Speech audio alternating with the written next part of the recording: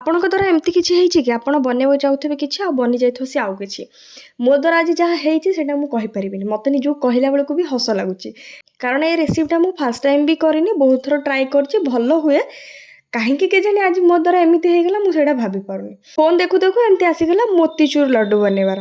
ଭାବିଲି ଘରେ ତ ବେସନ ଅଛି, ଚିନି ଅଛି, ଯାଉଛି ଭଲସେ ବନେଇବି। ଶୋଇଥିଲି, ମନ କ'ଣ ହେଲା ଉଠିକି ଗଲି, ଯାଇ ବନେଇଲି। ଆଉ ଫାଷ୍ଟ ତ ଗୋଟେ ତେଲ ଜରିରେ ଟ୍ରାଏ କଲି, ଯେଉଁଟା ଭିଡ଼ିଓ ମୁଁ ସୁଟ୍ କରିନି, ବାକି ତେଲ ଜରିରେ ଟ୍ରାଏ କଲି, ସେ ବହୁତ ବଡ଼ ବଡ଼ ହେଲା। ସବୁତକ ଓଜାଡ଼ି ଦେଲି, ଭାବିଲି ଗ୍ରାଇଣ୍ଡିଙ୍ଗ କରିକି ଯେମିତି କରନ୍ତି ସେମିତି କରିବି। ତାପରେ ଅବସ୍ଥା କିଛି ଏମିତି ହେଇଗଲା।